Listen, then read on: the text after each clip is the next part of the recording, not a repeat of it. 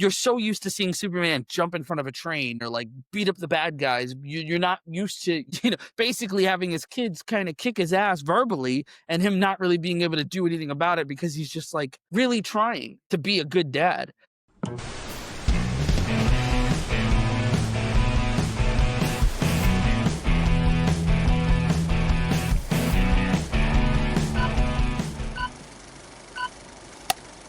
Hello, everybody, and welcome to Let's Talk Stories. I am 1/3 of your host. I am Jared. I am Ceylan. I'm a second third. Hello, audience. I didn't see you there, and I'm doing this bit. I didn't see you there because I was reading Superman Smashes the Klan, written by Jing Lun Yang. I cannot pronounce the artist name, forgive me, but if you can see it, it's there. Excellent art. This is the chronologically oldest Superman comic book that I have in possession. This is, do you know what this is, Jared? Superman Smashes the Klan? I don't. I'm sad that I don't. Okay, so fun history. This is a modernized adaptation of the old Superman radio play from the 30s. So here's the fun, interesting history of this comic, or this story. So back in the day, the KKK, no one liked them, but everyone loved them. They were very sophisticated, society of Southern gentlemen, all that crap. But, they were evil. And there was a writer on the Superman show that had this crazy thought. He goes, let's have Superman fight the Klan. He infiltrated the Klan and made little notes about how they really were. And he put it into the radio play. And so the KKK members are going, what the hell is going on here? But he was making the truth of what they were and making them laughingstocks. So this story helped make the KKK be shown for what it actually was. Wow. Amazing. Wow. Also, that comic, I don't know if, I'm pretty sure it's not the original radio play. That comic has the best reason why Superman goes from able to leap tall buildings in a single bound to flying. It is so good. I will not spoil it, but it's like, I read that, I'm like, that is official canon for me. It's so good. Anyway, great comic, great writer, great story there. Very excited for today. Today, in case you haven't figured it out, we are talking about Superman. Once again, this time, we're talking another Superman show. We're talking Superman and Lois, which is the CW TV show, a slight spinoff from the Arrowverse, but technically is not within the Arrowverse as far as they're concerned. It's not. Now, Tyler Hoechlin, or however you pronounce his name, he was originally in the Supergirl TV show. That was the first time he was ever cast as Superman. He was in that, and he was her cousin, as he is in the comics or whatever. And so he was there briefly. Then he did that whole Crisis on Infinite Earths crossover between all of the Arrow shows. Yeah, he fights Brandon Roof, doesn't he? Yes. I've seen that. Yes, it's real good. I've seen that bit. So he was in that. But because at the end of the whole Crisis on Infinite Earth, a lot of stuff was basically retconned. Those who are not comic book fans, retcon usually just means certain aspects of a story have been cut off and then rewritten for new canons. Sometimes this is good. Most of the time, it is spitting in your face. But that's a different story. It's a very case-by-case basis. So in this particular case, they retconned it. And so they made it so that technically, because within the story, everything was rewritten, all the things were redone. So Clark and Lois and all of them, Lois, the woman who plays Lois in this show, is also in the Arrowverse stuff as well. But basically, their whole life is separated from the Arrowverse universe, which is why none of the Arrowverse characters ever appear in the show. So, all that being said, if you are an Arrowverse fan, then you are likely a fan of this show. This show is completely unlike anything the Arrowverse has ever done, and it shows in so many ways. It's arguably the best CW show, arguably one of the best Superman shows out of all the Superman shows that have existed, and it is just fantastic. And I'm so pissed that it was canceled. It wasn't really canceled. It was ended purely because of James Gunn taking over the DC media stuff, and so because of that, they had to shut it down so that he can make way for the new Superman that is coming. To be fair, BB had completely screwed up this pooch from the word go, so there was kind of no salvaging anything. Fair. I was really shocked because Jared has been talking this show up since we first met, I feel like. So I was... Oh, my name is Jared Moses. So have you seen Superman and Lois? That's how it goes, yeah. Yeah.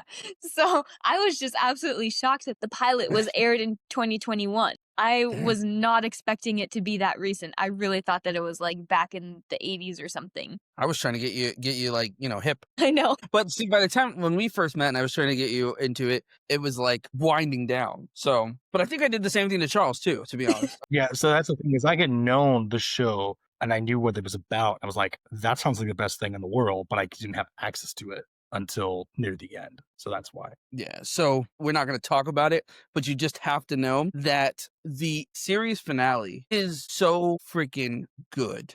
It's just so good, and it will warm your heart if you watch nothing else. If you don't watch anything in between, just go and watch that because it will still resonate. It will still feel really good.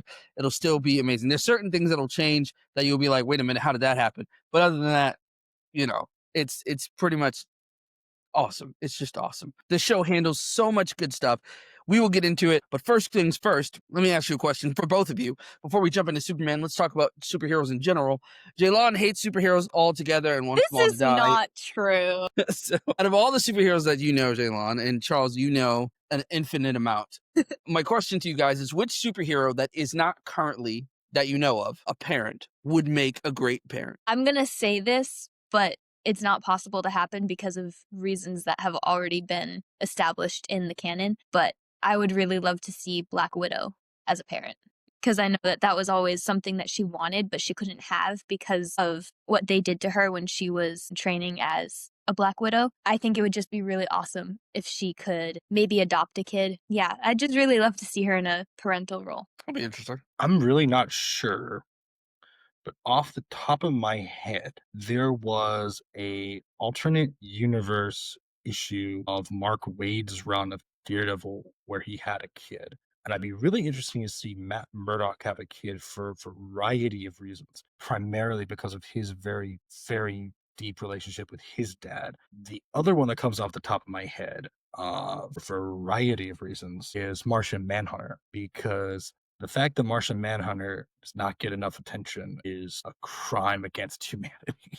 And considering John Jones's origin is him losing his family, it'd be very interesting. And remember too, in the Justice League cartoon, his story ends in that cartoon with going to live amongst humanity for a little bit, and then he ends up becoming like disguising himself as an old man. He gets with like this old lady, and then he helps save the day in the end, and that's kind of it. And I've always wanted to see what was that story. So those are the two that pop up.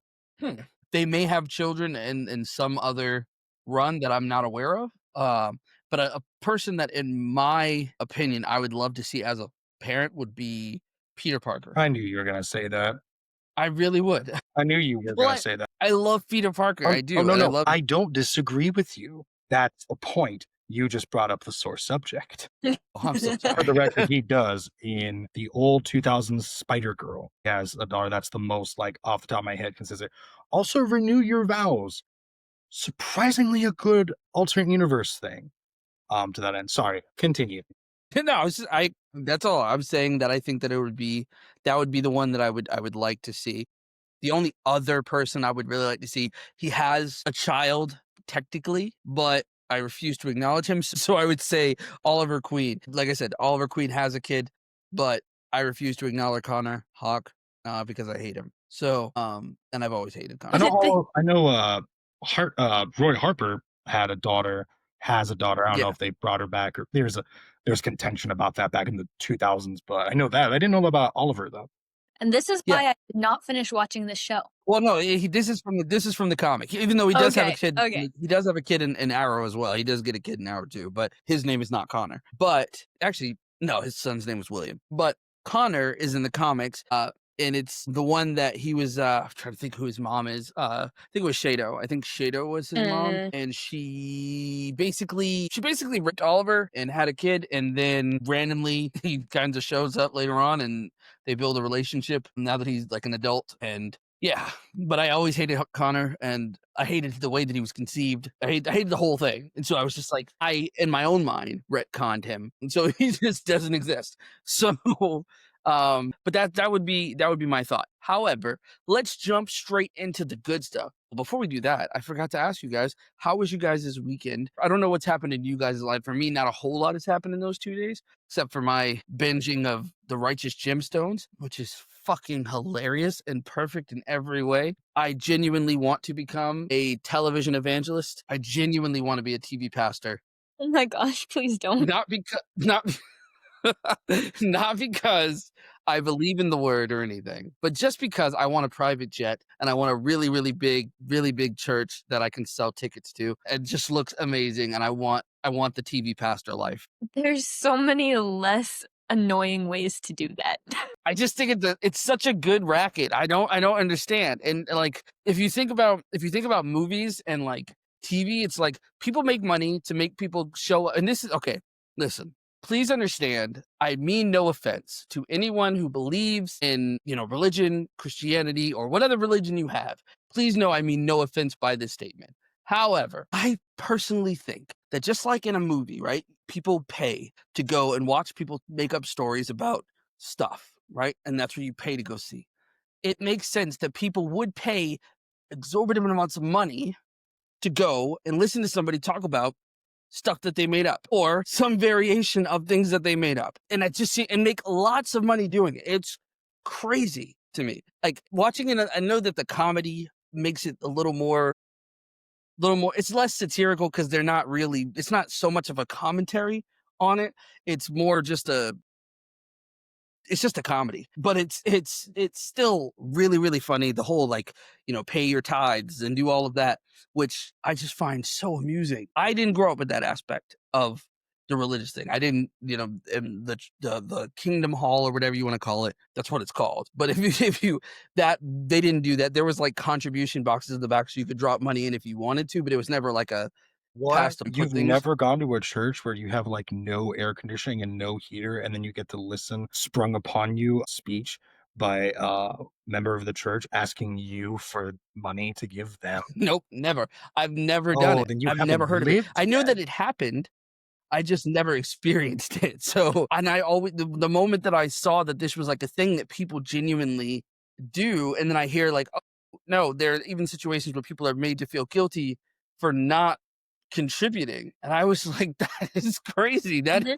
It's not only crazy, it's hilarious. That is hilarious. Oh my God, you have no idea what I would do in that situation. If somebody passed me a plate and was like, give me money for God, I will literally, I don't know what I would put on that plate, but I could promise you it would not be money.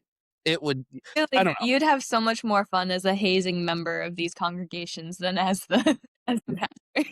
I feel like I either want to be like a television pastor or start a cult. One or the other. I don't know. No, that's what L. Ron Hubbard did, right? No. Yeah, according to Harlan Ellison, and he seems to be a pretty truthful SOB, his story is that Hubbard, and he like kind of knew Hubbard or something like that. He was in like that kind of circle. So this wasn't like he heard, she heard. It was like something he knew. But basically, Hubbard was like, man, I really don't want to die writing and being dirt poor, right? Because the dude was like a huge science freak. Like every time I go to Books a Million, there's always a huge book of Hubbard's like science fantasy books from way back in the day, which is really interesting. And someone said, well, you should start a religion. So Hubbard started Scientology. And the reason this is funny is Harlan Ellison was recounting this story to a group at a party or something. And a lady cried and ran out of the room. And he's like, what? They're like, she's a Scientologist. She didn't know that. So that's the thing. But yeah, apparently that's why Hubbard specifically made Scientology, was to make money. That's hilarious. Hey man, regardless of the evils that are Scientology and all the evil things that they have done, I can't fault the guy for being like, hey, Money. I'm broke. What's the one thing I could sell to people that nobody can prove doesn't exist, but they all believe in it? Religion. So you could just And like sell God. I've told That's you fine. about the Scientology desk, right? No. I've heard about this. And every Scientology temple or whatever, I don't know what the technical word is, there's a desk, apparently. And I'd have to double check this, so take this with a grain of salt. I could be wrong. But I've read whatever. There's a desk for L. Ron Hubbard to return to so he can go to a Scientology building from death and start writing again. And no one's allowed in there except to maintenance it. There's a theater around my area, like about an hour.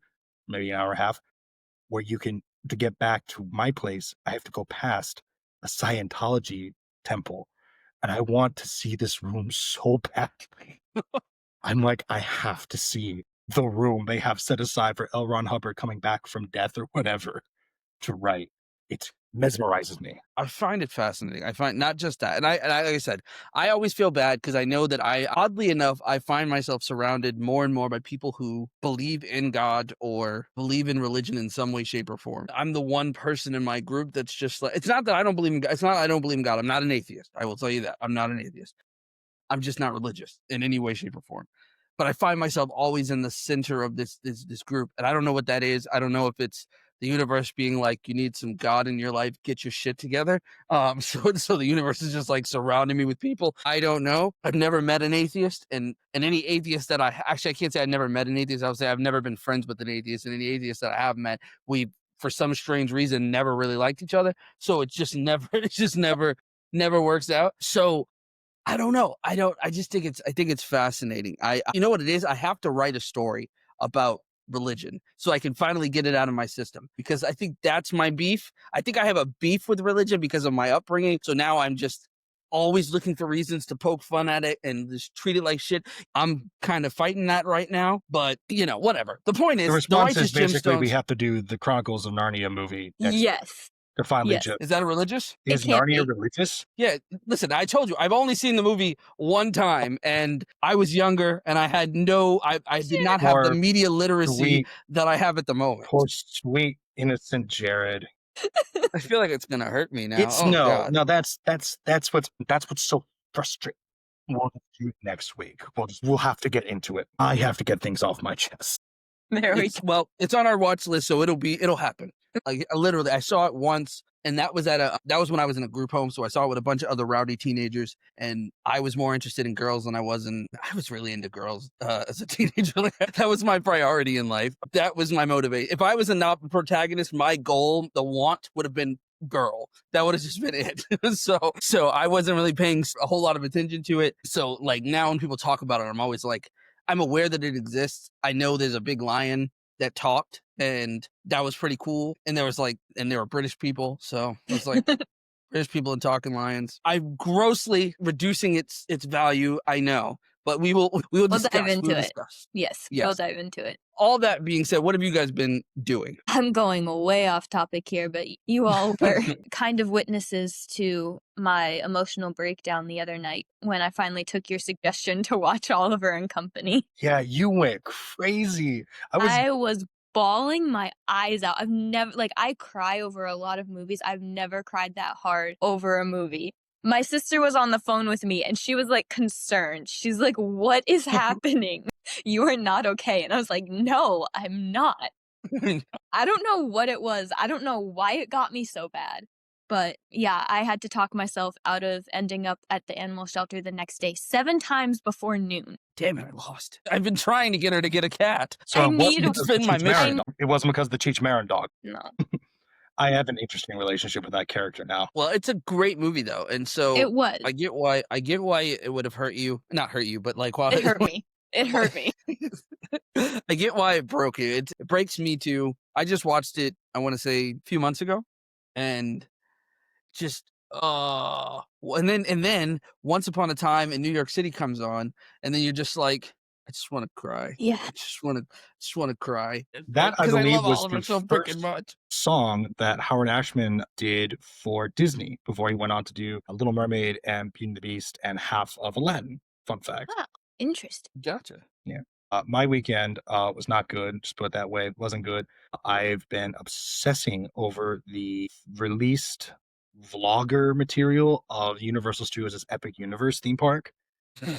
That's all I have to say. I'm like trying to calculate. I'm like, how can I save enough money? And I don't do that. I'm just like, it's not going to happen. But this time I'm like, I've got to go to this park. And I read the brand spanking new Avatar comic, which was called, I believe the subtitle was Ashes of the Academy, which absolutely triggered me. Good ways, but it was like, yeah. By the way, I don't talk much about Avatar here because it's like, here's Lord of the Rings, here's Avatar, and here's Toy Story. And I try to avoid these two so I don't inundate you with everything, because I'll just I'll make a whole dude. You want to know how much of a nerd I was for Avatar? I mean, still am. I realize I still am.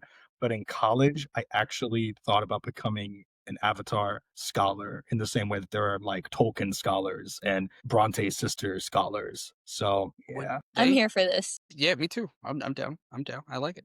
I dig it. Also, I also wrote a brief treatment for my pitch that's going to get all the Christians trying to shoot me, called Nazareth, which is the Smallvillian version of Jesus Christ's teenage life and his friendship teenage with, life. So yes, pre-baptism and all of that, and yeah, friendship with I know you told Judas me about this. Iscariot. Yeah. Yes. You told me about this, but I didn't hear the pre-baptism era thing. That's a real good idea. I'm That's a so real I need this to exist. And my mother, I told my mother about it, which I don't know why. I don't know why I did that. My mother, for the context, a Jehovah's Witness. She is a diehard Christian. God is her husband. So telling her that was like telling her I murdered someone. It was Why? it was hilarious. It was sad, but it was also kind of hilarious because the multiple layers of what the fuck that came from this conversation, where it was just like every question dug deeper into her psyche of like, I can't comprehend what this is or why you would do this or why this is needed. And I was like, listen, it has to happen. It has to exist. It's a story that needs to be told. I was like, your Bible doesn't do a good enough job of telling me, and I need to know. And so that was met with, why do you need to know? And I was like, listen, I just need to. So that's how that conversation ended. So one day, if I live long enough and the powers that be don't get me, the secret society of Christians don't take me out, I'm going to make a Smallvillian Jesus story someday, and it's going to be awesome. All that said, speaking of Smallville, let's talk about some Superman. What? Yeah, you like that segue? That was dope. Anyway, what did you guys actually think of the show? I want to know thoughts, as I have been pestering you both to watch this show since the beginning of both of our friendships and collectively within the company. I think it's in the bylaws that you guys probably don't even know about, but it's in there. So every employee that ever works for OBA has to watch it, at least a pilot. So, congratulations on meeting your, employment requirements. We can be guys. officially hired now. Yes. So what'd you guys think? In general, I really loved it. I loved a lot of the lines that were said. I loved the concept of it. I loved the characters, except for Lois. That is, part of it is the fault of the actress, only because she was an actress in the TV show that my husband got me into, and then I was forced to watch all the way through because of my OCD, called Grimm. Okay. Yeah. She played a character in there that greatly annoyed me in every way, shape, and form, literally, because she changed characters. So seeing her as Lois, I immediately was annoyed by her. And also, I think I've just never been able to connect to Lois as a character because I feel like her draw to Superman was entirely, big muscles. I'm so sorry, Charles. I'm breaking so her in. sorry. We're breaking her in. We will figure this out. You can fire me again. It's okay. That's fair. That's fair. I don't know. It's not accurate, but it's fair. I told you I was going to ruin everything about Superman for you. I'm so sorry. It's okay. It's all right. I listen. Baby steps. Baby steps. Yeah. Your blasphemy against Lois Lane will be forgiven. Hopefully by the end of this episode. I did enjoy most of it. So Fair. Hopefully you're nicer to the Lois Lane of James Gunn's movie. We'll see. She has to give me a real reason for why she falls for a person who is not her species. No, Charles is going to kill us all. He's going to kill us both, I swear. All I will for say this, me is for something Beauty else. and the Beast and Guillermo del Toro will Beauty and the Beast is another one I don't love. Well, then Guillermo del Toro will have to talk to you about that then. But that's a story for another time. So you don't like stories where people fall for other people who are not of the same species? No, not necessarily. Beauty and the Beast, there were other reasons why it wasn't my favorite, but I did love the story. And the idea. I love a tortured protagonist. So I did appreciate the character of the Beast. And he was human. He was just a human under a curse. So to be fair, though, Lois does not know that Clark is Kryptonian in this show particularly until after she falls in love with him. Because the thing that this show does differently than most of the Superman television and movies specifically do is Lois is normally, and you learn this more as the show goes on, but Lois normally falls in love with Superman first and ignores Clark, and then eventually falls for both. In this show, she fell in love with Clark first, and actually, it's not that she didn't like Superman, she just kind of didn't trust Superman, and then found out, oh, the guy that I'm in love with, my boyfriend, is actually Superman. Okay. So that's for the record, which I always did like that they did that for this show, because I've always found that a little bit annoying. The whole like she doesn't like Clark, and she's like, he's a nerd, he's whatever. Take this because I felt this way because I was a nerd, and so it was kind of like, oh, you didn't want me, but you wanted whatever, and then you were like, oh, I love you when you found out that I was actually the big muscle guy, and I always thought that was a little stupid, but it's fine, it's okay, Lois, we forgive you. This show did do better, so Yes, for I'll sure. give it that. But I think I need to shut up and let Charles talk first before we implode. Add Guillermo del Toro's Hellboy / Shape of Water for Ceylan. Okay, got it. Conversation for Shape of another Water day. is so good, by the way. Sorry, Yeah, Shape of Water. I thought it was. I thought it was pretty okay. It was kind of brought. It was like I was gonna say, and you gave. it was Don't you like do that? word go. Everything I've wanted for a long friggin' time. I loved it. I love the dude. It was interesting when they killed off poor Pa Kent. Son of a bitch. But then they killed his mom. And I thought that was an interesting kind of framing of why this happened and stuff. I love the opening montage. The guy for Superman I have loved since I saw behind the scenes filming before it came out of his appearance in Supergirl, because this was during the crappy era of Superman. Not that he hasn't had many crappy eras. This era of like, Zack Snyder and the New 52. Honestly, the New 52 makes me more angrier than anything. Or annoyed. I'm saying annoyed. I don't think I was ever angry, just annoyed. And here comes him, and he takes a selfie. I don't know if this happens in the actual show, but I remember watching filming footage of him taking a selfie with people on the street, and I was like, that's Superman. That's amazing. So he's amazing. And how they get everything established is fantastic. Him having put the nuclear reactor melter down it's just fantastic. And by the way, these people know what they're doing about Superman, because as you were saying, everyone's always said, well, Superman's a terrible character. All he has to do is just go punch them in the face. Wrong. These comic books, even from the 50s onward, have almost always been about him having to use his powers in a smart way to save the day. That was cool. That was brilliant. And it's about this marriage and raising a family. And also, it was, like I said, it was fascinating watching this after Smallville, because it was like a sequel to Smallville, like in my head, like the spiritual successor, Clark the boy, now Clark the father, which was fascinating. This is like everything I've wanted to see. Not that like I can't find this elsewhere, but it's just super freaking cool to see. And by the way, I've seen the clip before, but Ceylan doesn't know this. The whole thing and the opening of him saving the car, right? He's doing that. He's got that suit. That Yep. is an exact replica of Action Comics Yep. #1. His first Yeah, I know. appearance. The green Yes. car. I don't know. Yeah, if you didn't know that, He's lifting it. Ceylan, it's the That first outfit ever is Joe Superman comic, yeah. Shuster's outfit.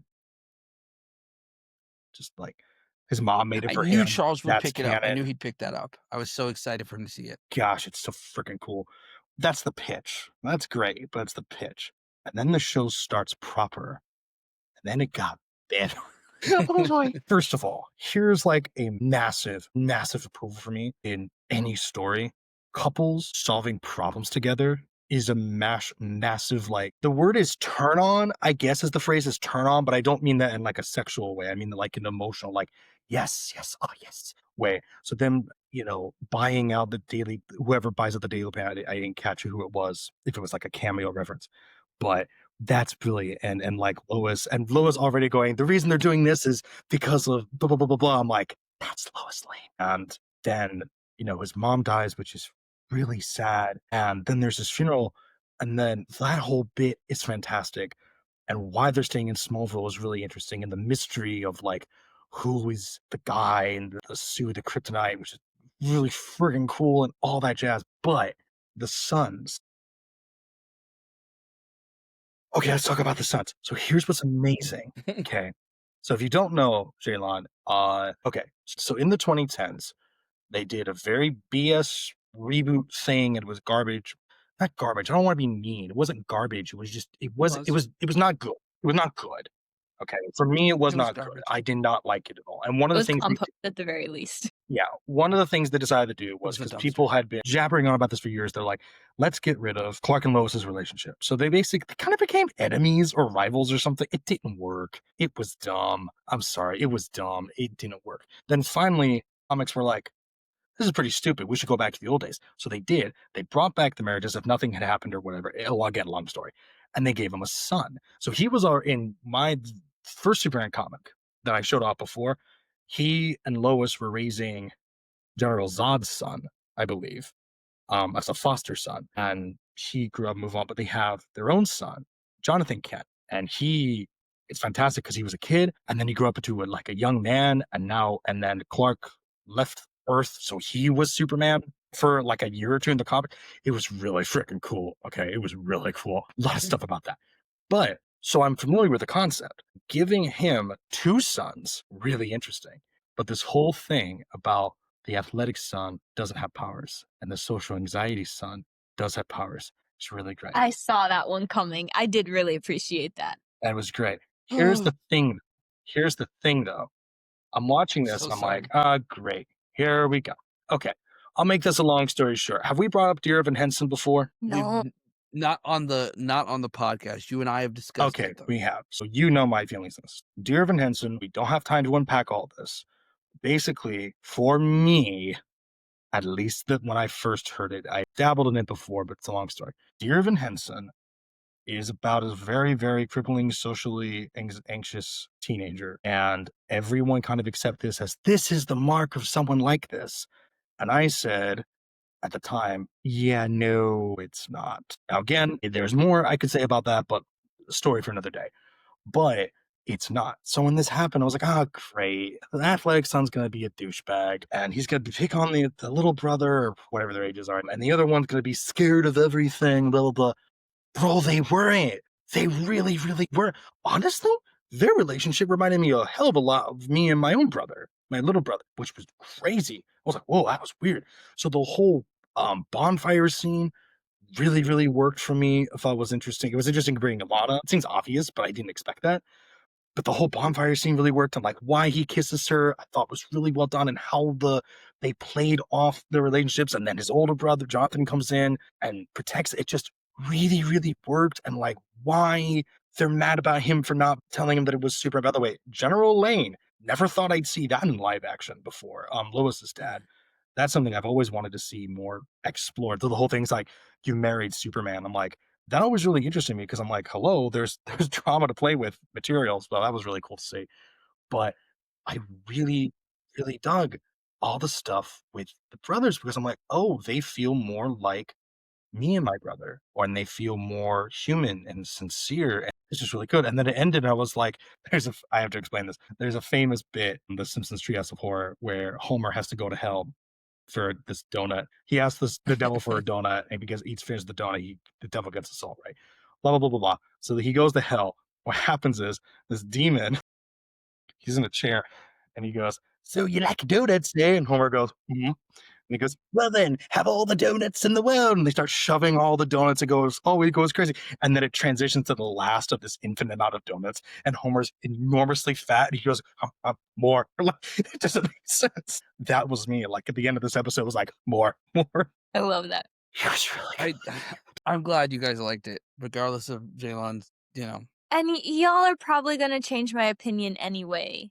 Because you have such good reasonings, and your excitement gets me excited. It makes me really want to appreciate it. So Makes sense. Makes sense. Let's talk about the boys. I will say that the only thing that really bothered me most about the boys was Jordan. Jordan grew on me as the show went on, and it was more about his acting than it was about the character itself. The acting, I just didn't believe it. Especially that moment where Clark reveals that he's Superman, and Jordan gets pissed off, and he's like, crying and all that other stuff. And I was just like, I don't believe it. I don't believe it. It seems overly dramatic and a little silly.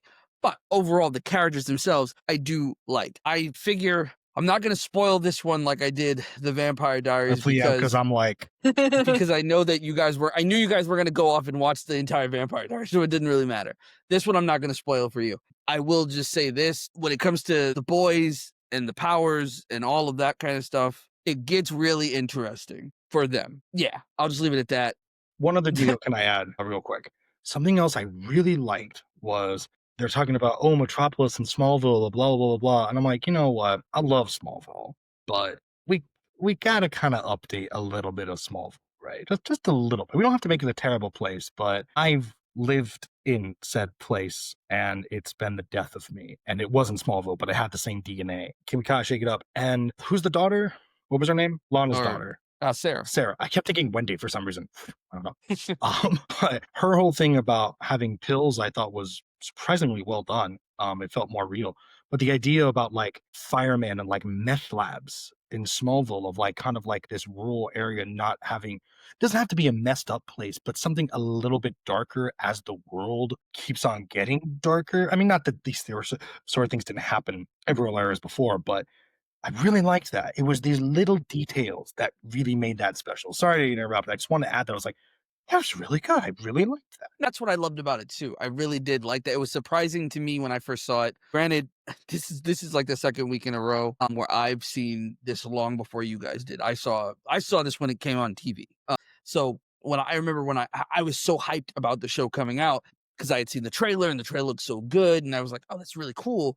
And then what really struck me was like the aspect ratio of it and the general aesthetic, because the general aesthetic genuinely looked like a movie. And it was like compared to, because like I said, if you ever watch The Flash or you watch Arrow or you watch any of those other things, you can very clearly tell those are CW shows. And that's not necessarily a bad thing. It's just a very specific aesthetic that it has. This show clearly had a bigger budget, I think. And because of that, the lighting, just the overall look just looked really, really good. And then, like I said, then when you break down the story itself, you just start talking, like I said, those little small things. And this show, over the course of its entire existence, it's one of the rare shows where every single season holds its weight. Like usually a show will be really good in the first season, and then the second season will be pretty good too. And then it starts to slowly but surely decrease in quality. This show, all the way through, every single season was fucking good. And the way that they handle things, cancer as a fucking thing that they deal with in this show. I slightly have to spoil this only because it's not going to make sense if I don't say it. But Lois gets cancer in the show. I didn't know that. Yeah. Yeah. So she gets breast cancer in the show, and the way that they deal with it, from when they remove her breast to the way Clark interacts with her and the love that he has for her, and the way that he's so frustrated with how he can solve all the world's problems but he can't fix this thing, is so it's so good. And like just all of it. They also have one of my favorite villains that I wanted to see so bad in Arrow, but we never got to see, and it should have been an Arrow because it was an Arrow villain created by Kevin Smith, and that was Onomatopoeia, who is just so fucking good. And in this particular show they made it a woman, and I was fine with that. And like Bruno Mannheim, and just all of it, so good.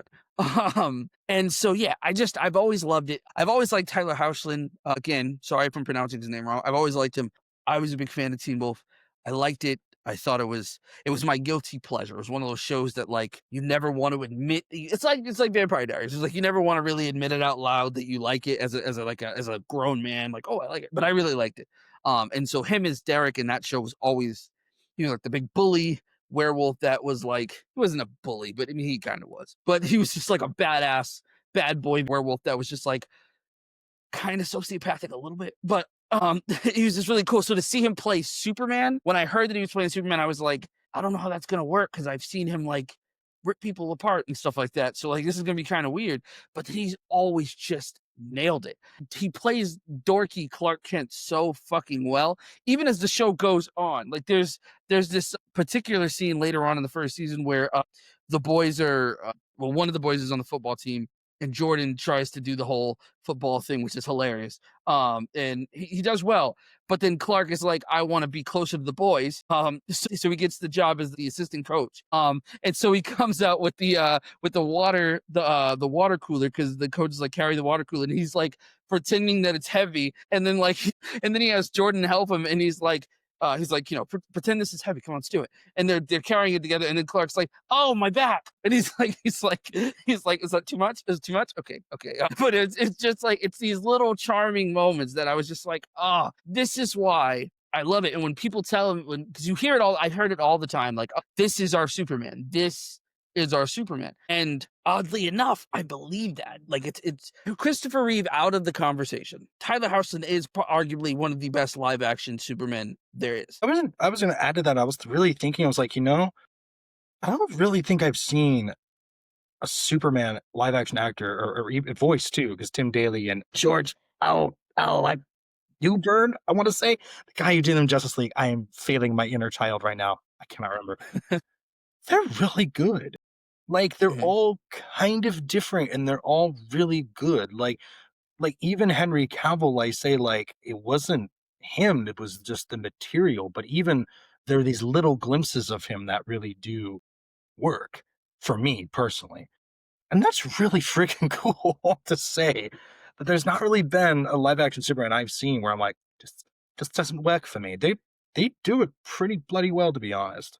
Going off of what you both said, I do agree that the part of this that really drew me in was the human aspect of it, where you have a couple actually trying to figure out real life stuff and navigate real pain in life. And they don't shy away from, as much as like in my mind, I just got really stuck on the plot hole of like, how do two different species have kids together? But beyond that, like the idea of having kids as Superman is, there's challenges that come with that. And I feel like this show did a really good job about exposing those challenges and making them feel real.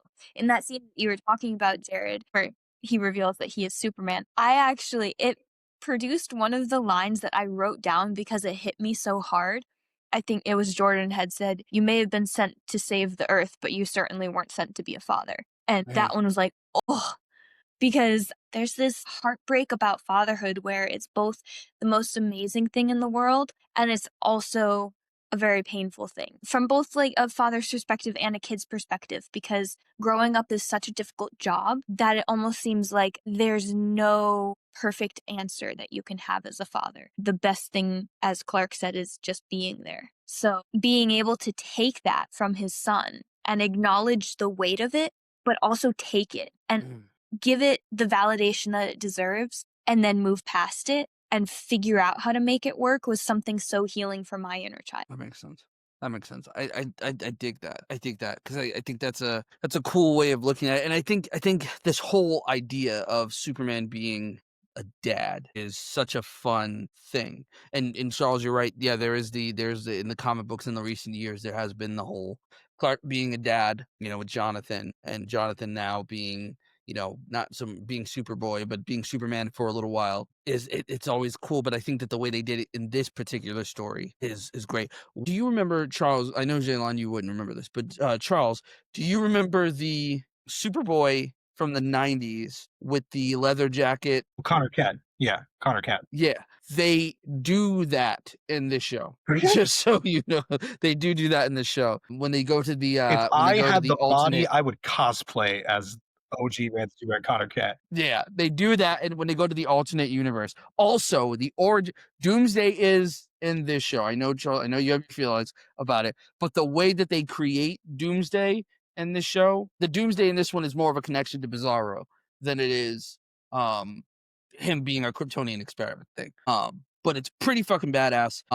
Also a character who we don't see. He's mentioned, I believe, in the pilot briefly. I think if I recall correctly. We don't see until later, season 3, is Lex Luthor. Lex Luthor's a character who you don't actually meet until season 3. And oh my God. Sorry, he is my favorite Lex Luthor just because he's a very different Lex Luthor than we're normally used to seeing. And he is a badass. But all of that aside, the other thing I think that's really, really cool, I do like the whole Sarah Jordan thing, their whole relationship. I love how this show continuously, and you guys have touched on this a little bit yourselves, but the show continuously subverts all of your expectations. Every decision that you expected to make, it makes the opposite one.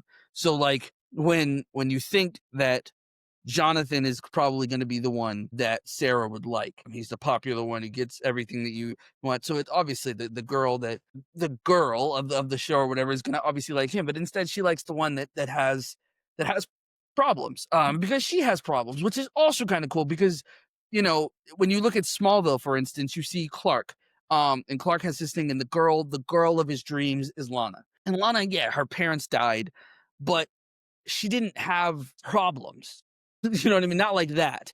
And so to have the girl of one of the characters' dreams also kind of has some issues too. It's kind of cool. And it's also really, really good because a lot of times in the male driven industry that is Hollywood, a lot of times when you create these girl of your dreams characters, they're caricatures of girls. And so they're always perfect in every way. And if they're not perfect, they're flawed in some stereotypical flawed way. It's like, you know, she's cute, but she doesn't know it, or she's, you know, she gets cheated on by her boyfriend, or maybe her parents are getting a divorce. It's something like really, really vanilla and easy. But this one, it was like, oh no, she like tried to kill herself, and she's got problems, like real problems to deal with. Is really interesting.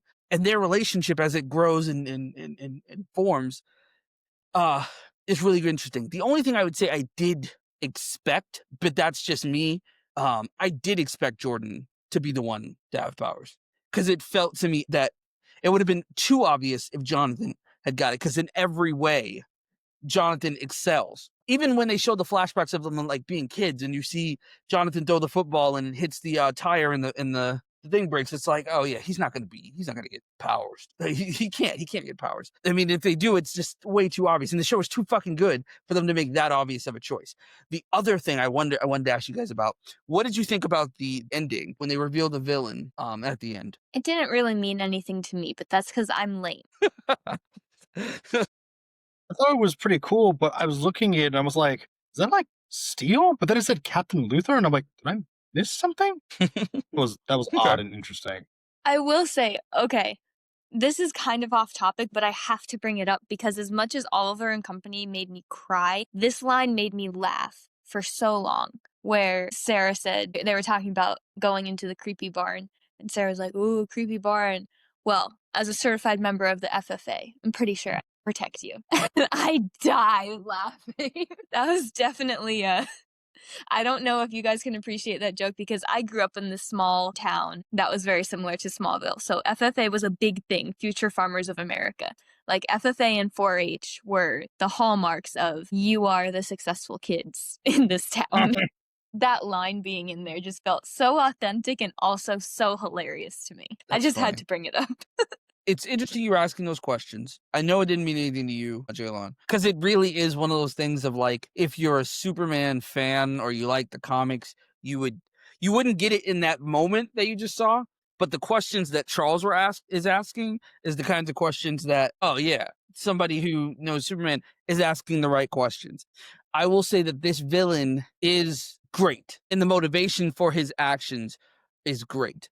Because he's driven by, he hates Superman and he wants to kill him because of what he's done to his world. And so he's in their world to keep him from doing what he did in his world, which is when you see, Charles, when you watch it and you see what Superman does in his world, it's kind of creepy because it's like, oh, wow. Like, I've never seen Superman like that, so it's kind of like, wow. But I mean, you've seen it if you've seen things like Injustice or read something like Injustice, you've seen it. But like in general, it's very, very different. And also to watch Tyler Hoechlin do it is kind of weird, especially if you connect with his Superman character. We talk about the aesthetic too. I don't know. I can't get over it. I cannot get over the aesthetic of this show because it just really looks good. I love the idea too of like them moving back to Smallville.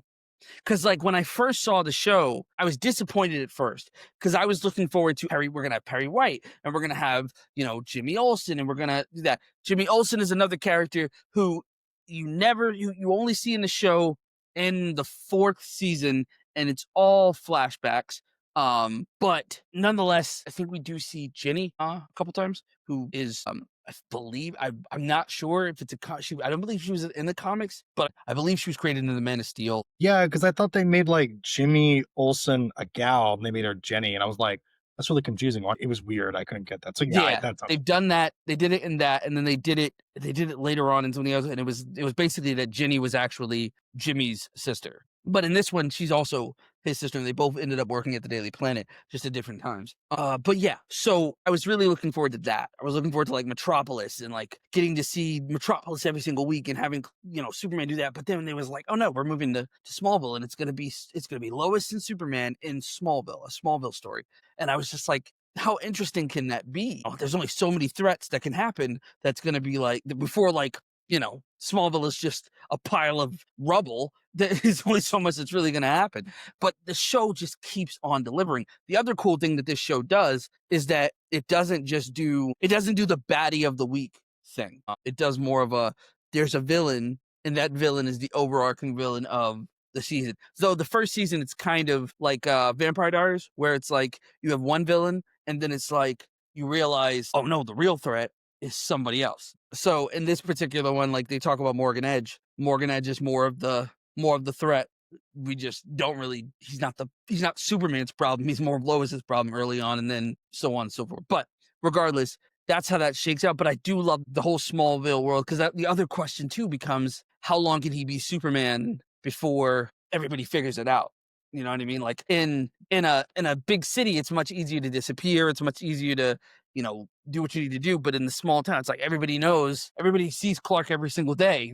So you see his face, and then it's like, I can obviously tell. But they handle all of that really, really, really well. So based on you guys' feelings about it, did it surprise you that you liked it? It surprised me in its sharpness, because I thought it would really, really work, but like I didn't know that it was going to work. So for the same thing for me, I'm like, okay, they're gonna live in Smallville, but the reason why they go back and trying to start something, keeping the boys in mind and the boys themselves, that actually really surprised me in terms of its quality. Their quality of being much more realistic and relatable, and I really like them. But it surprised me just really how well done it was, because again, this is I'm trying to explain this without going to a giant lecture hall here. I'll put it this way. It drives me nuts that there are not more stories like this with superheroes. It feels like lately, it feels like bad versions of what they used to do in, the mid 20th century comics, where it's just like, here's a fun adventure and blah, blah, blah, which is fine. I love that stuff. But it feels like bad versions of it. And it's odd, because it felt like when I was a teenager, we were growing more into these kinds of stories. What about Clark and Lois as parents? And, just the generalness of that. And then it kind of stopped. So seeing this, it's like not back on track, but going back on that train that seemed to have stopped all of a sudden. And that was really confusing for me at that time. So to see this again, it's like the confusion has kind of ended. So really, it was just the sharpness of it all that I really appreciate. Because I was kind of, like I said, I was kind of on board from it, from like the word go that it starts, like him just talking about like his first sensations and the pod over. It's real good. It's real good. I think this is the kind of story Superman deserved. And I think, because I feel like it has this really cool entry to it that, like, even if you're not a big superhero fan or you're not a big Superman fan, you could still like it and still get into it, because it's not about superhero daring do. Although there is plenty of that in the show, this is really just about a family. It's about the Kents and them figuring out life. And then the cool thing about this show is, like, everybody has their own shit. And that's what I really liked. As you'll go on, you'll see, like, Lois has her reporting shit. Clark has Superman, but he also is trying to balance being a dad while doing that. And then you have the boys who are trying to figure out teen shit. Even within themselves, you have Jonathan that is figuring out how to be on the football team and navigate that, while also having a long distance relationship and figuring out how to make that work. And then you have Jordan, who's dealing with his mental health, getting his first girlfriend, starting to get friends. Like, these are the things that they're dealing with independently. So they have their own stories, but then they all come together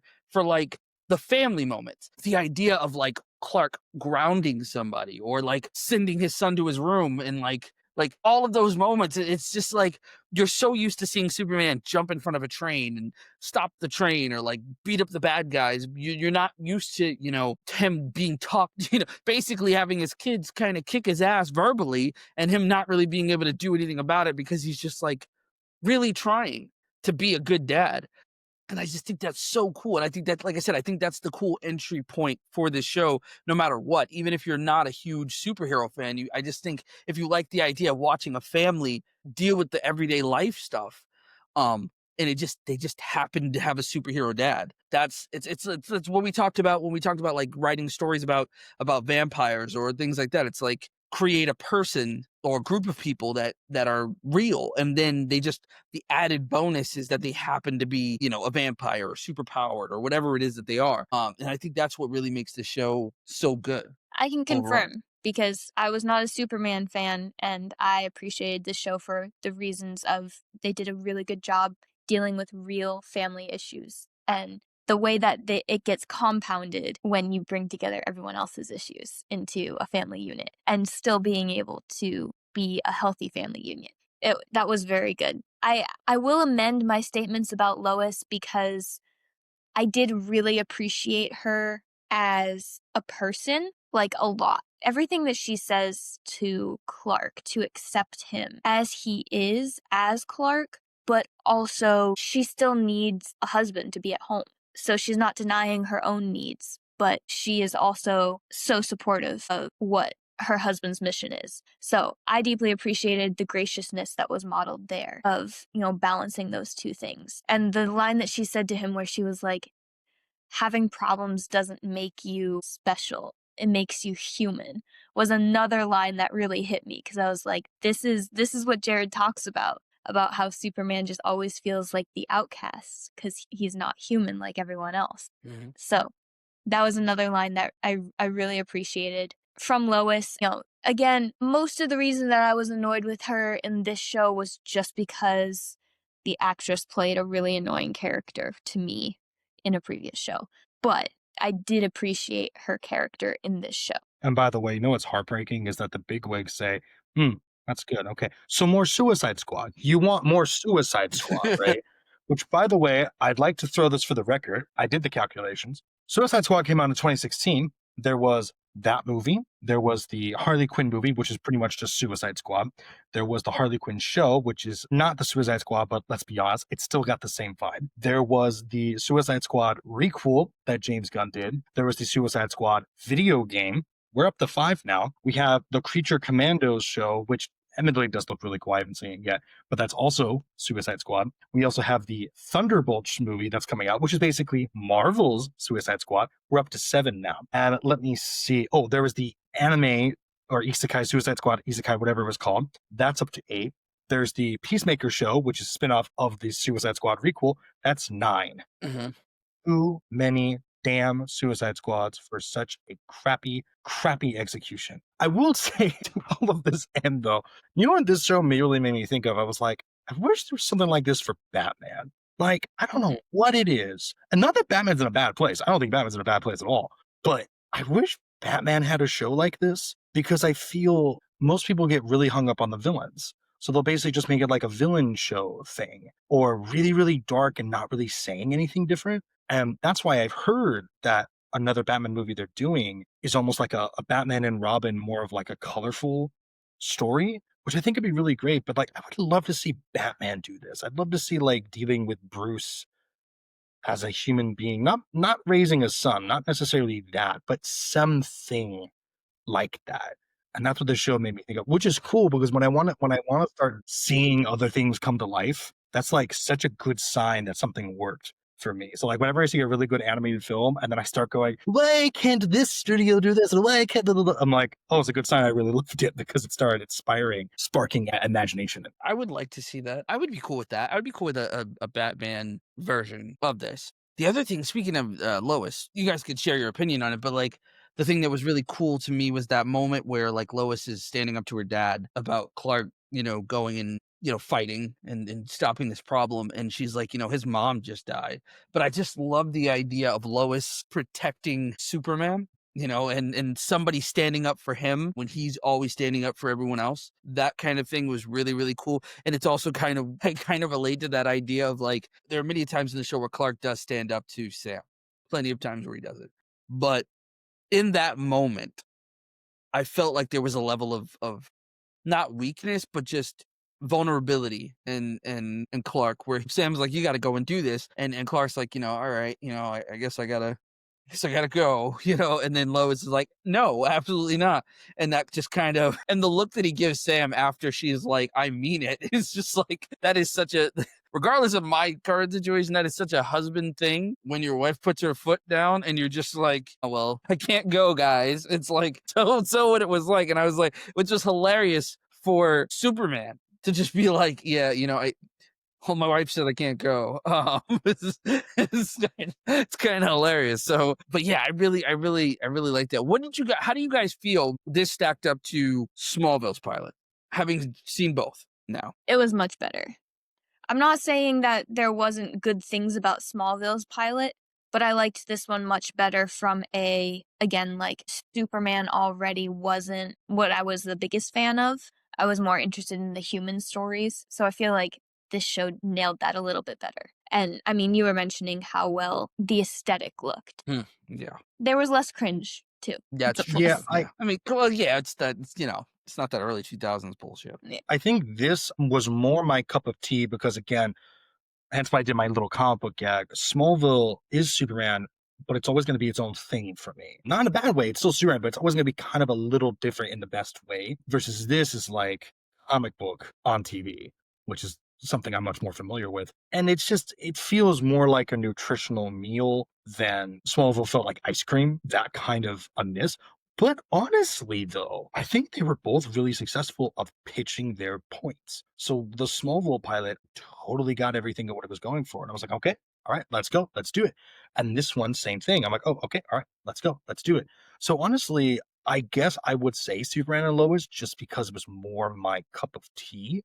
But I thought the Smallville did a really good job. I honestly feel they're kind of equal. Taste-wise, I say Superman and Lois, but honestly, I thought they were about equal in terms of getting what they needed to get done and making, not just effectively doing what they needed to do, but making me believe, like I said, that like there is a myth to Clark the boy, and then there is a myth in Clark the father. So that really worked on both two ends for me. I agree with that. I feel like now that when I like compare the two to one another, you can definitely tell that Smallville was not so much CW, because it wasn't CW when it started, but that it was a WB TV show. That same general aesthetic, that same general style of storytelling. And the first season was, Miles and Al. So they have a very specific style of storytelling. They're very good at what they do, which is why the show's quality decreased when they left, those two. And you could see that even to this day with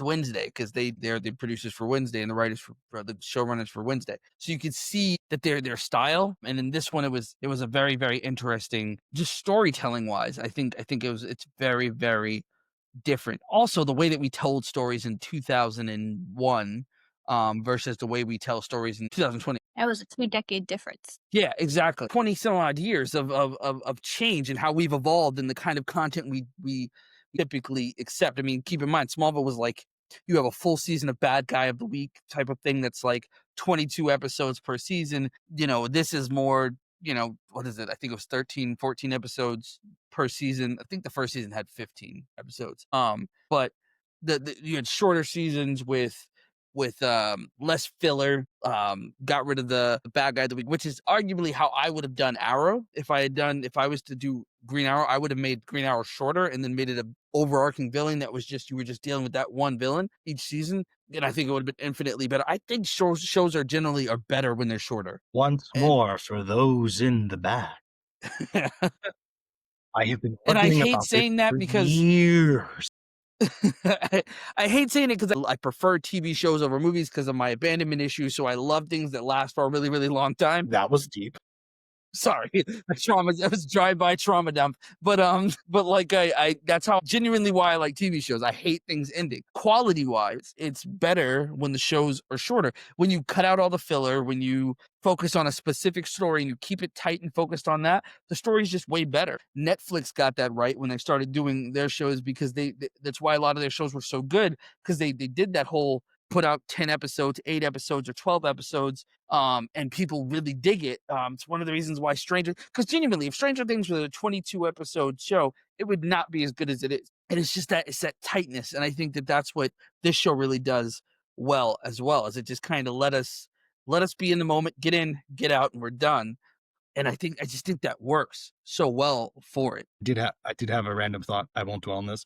I think I know what kind of show I'd want with this for Batman. Bruce What's that? and Alfred adopting and raising Dick Grayson. Because a lot of that, if you take one step back, doesn't make a lot of sense from the character perspective, not the plot. Like, well, Batman brings a child into battle. It's old 30s comics. Who cares? Right. That's not my problem. But Bruce goes, I can raise this son. Like, what? Why do you want to be a father of all the things? That's something that I've always kind of, not in a mean way, but it's always something I felt. Well, I cannot tell you as a lifelong hardcore Batman fan, I cannot really tell you why Bruce thought that was a great idea. That would be a great show. And if you make it Bruce and Alfred as the parents, basically, I did it. That would be good. Figured it out. Okay. I did really like what Charles said, differentiating a matter of taste versus the show, the story did what it needed to do. Because that is so real, especially with an art form that's so subjective. A matter of taste really does come into it when you talk about like which show is better, which movie is better, which version of this story is better. Because different things are going to speak to you differently based on your perspective in life, and things that really connect with you, things that just really don't. So it is a really interesting conversation when I appreciate that you differentiated that, Charles, because I do agree that both stories did what they needed to do. It's just we have different tastes on which one we prefer. That's fair. That is fair. Also, side note, I would definitely like to see that version of that story. I'd be into that. Plus, I'm also kind of interested in anything that has to do with Alfred. I was very disappointed in Pennyworth. Well, I never saw that, The- unfortunately. Yeah, I know a lot of people liked it. I did not. But it's basically about, for Ceylan, just in case you didn't know, it's basically about Alfred as a young man, a bit before he is the butler to the Waynes. Anything that disrespects Arthur is not okay in my book. Alfred. Sorry. Yeah, Alfred. Arthur's the other one. Yeah, it doesn't. I wouldn't say it disrespects him. It's just, I don't know. It's one of those things where it's like nobody asked for this. So why did you make it? Type of thing. Like who was asking for? Like I love Alfred. Don't get me wrong. My favorite version of Alfred is the Batman Earth One books. I just love the way that they did Alfred in that, where he's just like this former British soldier and British spy, and he did all the kind of stuff, and then he becomes a butler, and because of such a how high and valuable the position of being a butler is, and that it's not just like, oh, I'm a servant, like in where he's from, being a butler is like the highest thing that you could be. But in the show, it's really interesting because he's like trying to be this entrepreneur, and he's like trying to figure out how to make something of himself. He starts like a security service because he's I think he's former special forces. So now he starts a bodyguard service, and then he meets the Waynes. First he meets Martha, and then he meets Thomas. And ultimately, he has like this back and forth between the two of them. But I don't know. I don't know what it was about it that I didn't like. Maybe it was the aesthetic of it all that I didn't like. Or it was just, I don't know. I just, like I said, again, I think deep down inside, it was one of those things where I was like, I don't know who asked for the show. And I do like the whole prequel. I love prequel stories. I love Smallville. I did like Gotham. I watched Gotham, the whole series, 3 months ago, I think it was. I think I was telling you guys about that because I had never seen the whole thing. I had seen bits and pieces of it, but I had never seen it.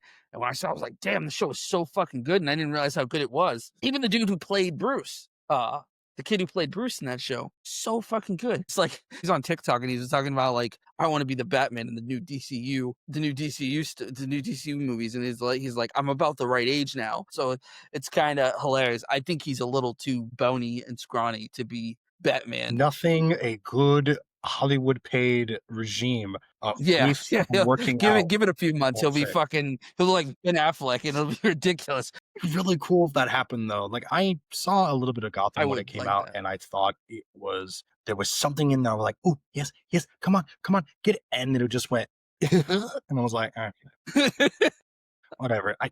TV is bad, guys. TV is most of the time really bad, so it didn't really work for me. But that'd be really cool if there was someone like younger and who does it again. Like here's the thing, That would I have no opinion on the new guy who's gonna play Superman because I haven't seen the movie yet. But like, imagine if they had gotten this guy from Superman and Lois. That'd been really cool. Like That would have been so cool. I would have been so for happy no if reason. they got Tyler Armstrong There's to do it. no reason for it. I just think it'd be really cool. So that'd be cool if he could do the chops for him to be Yeah. Batman. I would have been cool with that. I would have been cool with that, or I would have been cool with if they wanted to do an older Superman, if they got Tom Welling to do it. I remember that they were talking about doing a Kingdom Come. I think they were talking about making one live action. They were saying that they were wanting Tom Welling to play the role. I know Brandon Routh plays the Kingdom Come version of Superman in the Infinite Crisis storyline, but still. Yeah, that's why I always wanted Kevin Conroy to play Bruce in a Batman Beyond movie. And now he died. And then they did that thing. You know what's so brilliant is Kevin Conroy, bless his heart, rest in peace, everything. All the interviews he gave about that, he was so cordial about it. He was the whole Batwoman, everything they did that about the that. Batwoman guest starring Yeah. role. He Let me was tell so you something. cordial about everything. And I'm like, let me bless tell your you heart. something. Because I saw those pictures, I was so excited. And then I heard and I saw what they did, and I was like, but he was I so was so polite about it. offended. I was offended. Yeah. I'm still offended. Yeah. I want to sue. I do. I want to sue them for making me watch it for emotional distress. Yeah.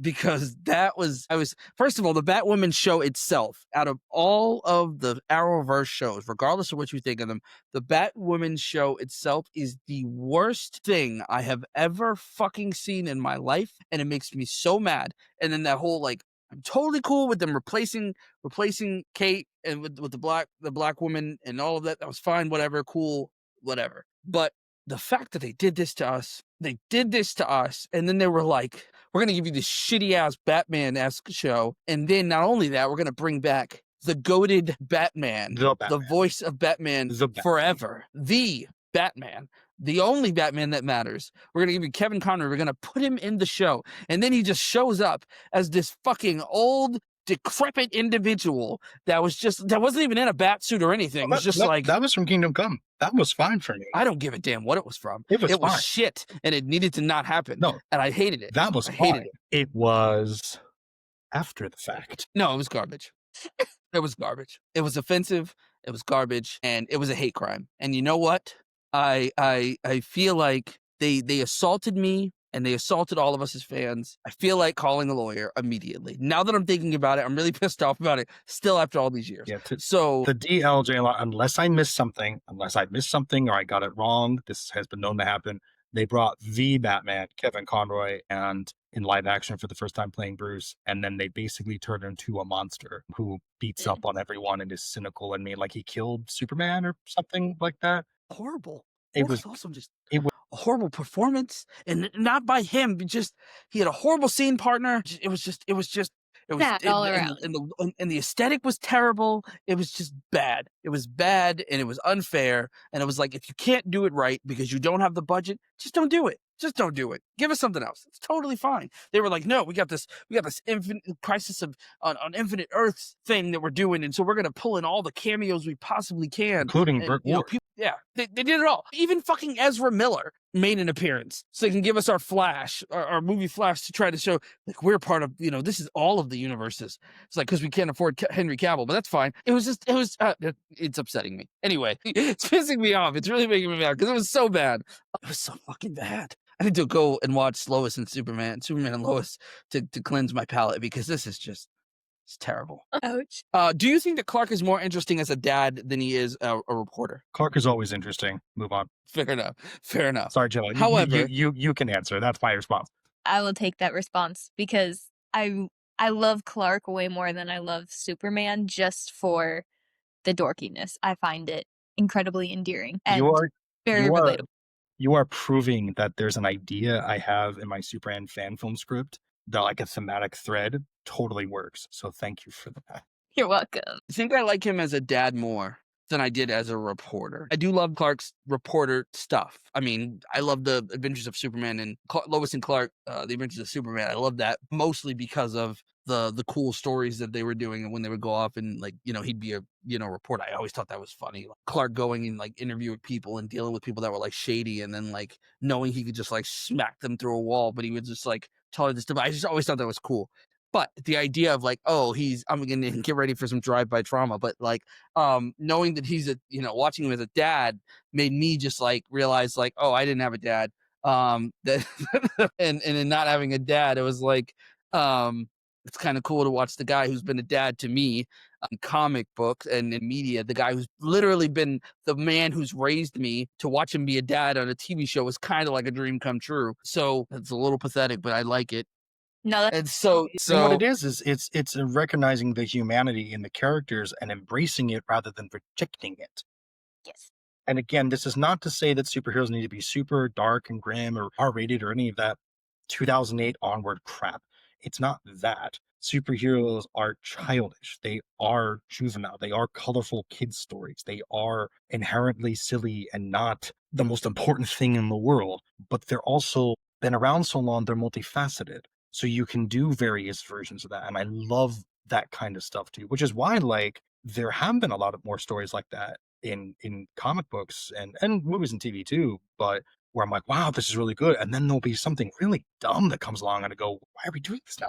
Why are we taking a step back? What I'm trying to say is that none of what you said beautifully is not a part of Superman's DNA or the genre's DNA. And I would way rather that than the next Suicide Squad. I hate the Suicide Squad, guys. Like, you know how I'm like, I really don't hate too many things now? Like, I'm getting to the age where I'm like, why did I say that? That's dumb. There are a few things I hate, and the Suicide Squad is one of them. I will watch Creature Commandos, though, because I did see a clip of G.I. Robot, and all he wants to do is kill Nazis. And it was the most hilarious, endearing thing I had seen. I was like, okay, I'll give that a shot. speaking of Nazis.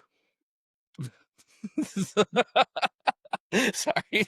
The segue gets -10 or points. No, but like, but What speaking about of them? Nazis, like, I wish there was a season of this show where like Clark had to deal with like neo-Nazis in Smallville, because for some reason I just have this belief that every small town in America has like this little culture of neo-Nazis. Bro, that's And not I a don't know why I belief. think that. I just I have do. I to just dri- think it. Everywhere, if I go to the town next door, I have to drive by Nazi flags. If I go down, literally, if I get up from the chair right now and get into my car and drive away 2 minutes down the road and the other way, there's Nazi flags.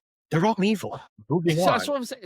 I'm telling you, it's a thing. I've thought it for a long time. I believed it in my heart that every small town has like a little sect of neo-Nazis there. I also found that there's like, okay, so there's sundown towns not far from here, right? And they amuse me. They amuse me only because in 2025, I think it's kind of hilarious that you think that that's going to fly in the day and age where everybody's carrying weapons, not just the neo-Nazis, but also the ones who you seem to hate. They also have weapons. Try the whole, try it and see what happens. Not to promote neo-Nazi propaganda, try that in a small town, but literally try that in a small town.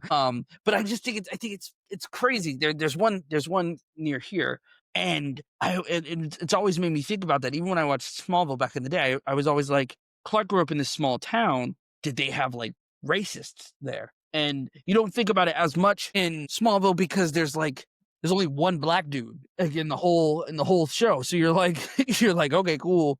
And he's got parents, so okay, you have to collectively believe that there's like a family of black people, and they're like the only family of black people that are in Smallville. So then you're just like, did they hate them? Did they treat them like shit? Did Clark have to deal with? I believe there's actually a book. Like when there used to be TV shows and they would make like the companion books that some author would write on. There was a Smallville one that they made, and if I recall correctly, there was one about a racist, and it was about Clark dealing with racism in Smallville.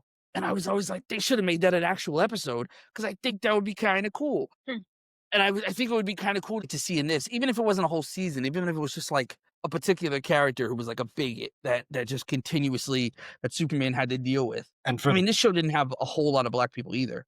that's precisely why modern Spider-Man has completely and utterly broken my heart the past 10, 15, give or take, years, is because that was a character that was, despite all of his delightfully campy silliness, was a character who dealt with real material. And now they just deformed him into "in proms tonight." I mean, that's why all the stuff about, oh my God, it's like Spider-Man 4 with Tom Holland. It's kind of, I'm like, okay, great. What's he going to deal with? What's he going to deal with? What does that have to do with the real world?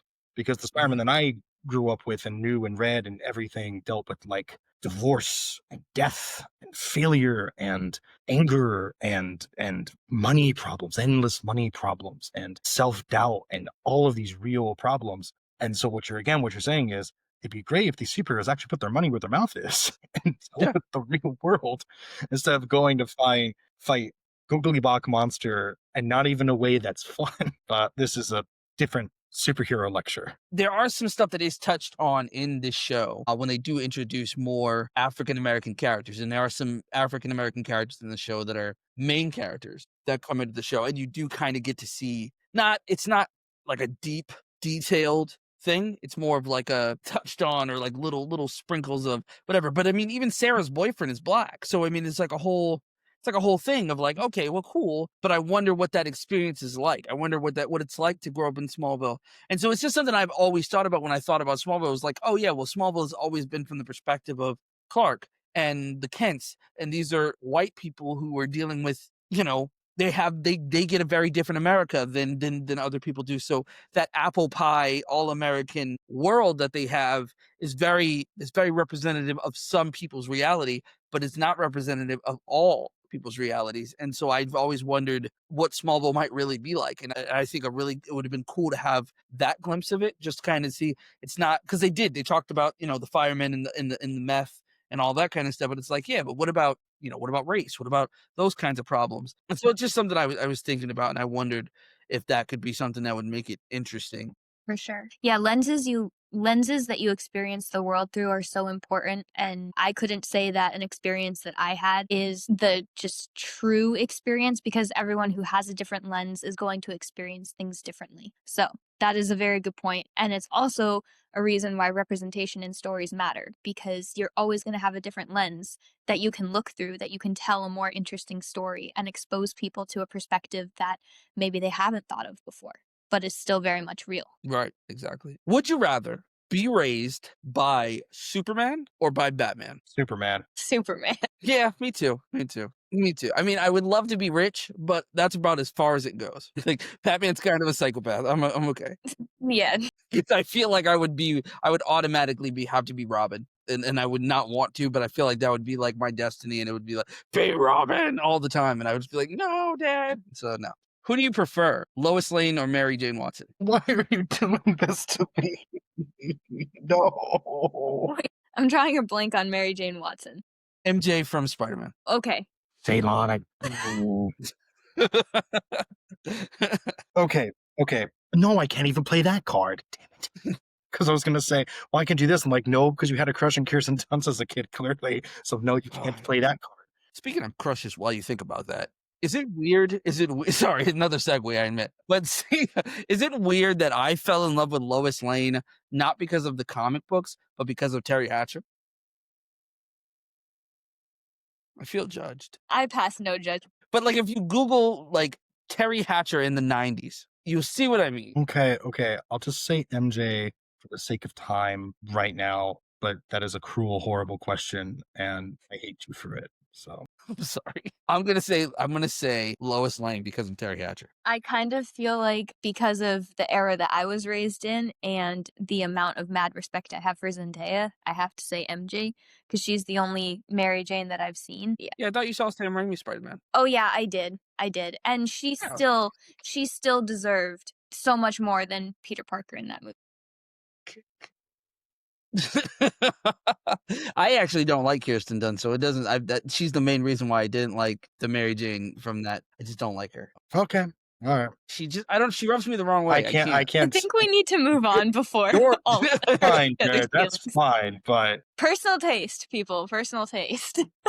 It's all subjective. Fair enough.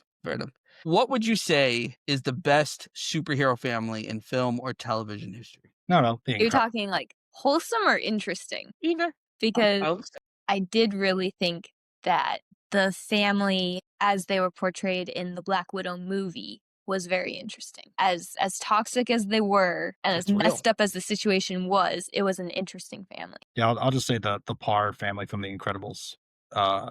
wanted to. That's what I was gonna say. I was gonna say that because they're my favorite. Since I can't say that, I guess I would say they're more found family, but family nonetheless, and that would be just the Fantastic Four.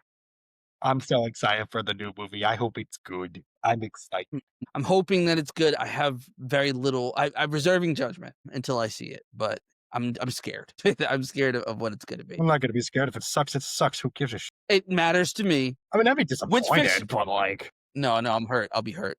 let's say it was I Superman. I'll have be enough upset for a little disappointment in my while, but I'll life. move Come on. on, don't. My life sucks. Don't hurt me with the Fantastic Four. Don't take that from me too. But which fictional dad would be a nightmare parent to you?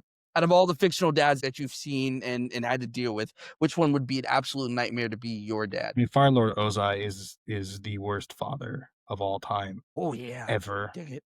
Period. I've given this a lot of thought. But if we're talking There about more realistically, I can't really think of it because Ozai pops in my head too much. Though, for any My Hero fans out there, you know who could be the follow up to Ozai. I told my siblings as we're reading the manga. I told them, I said, I don't care how My Hero ends. I just need Todoroki's father to die.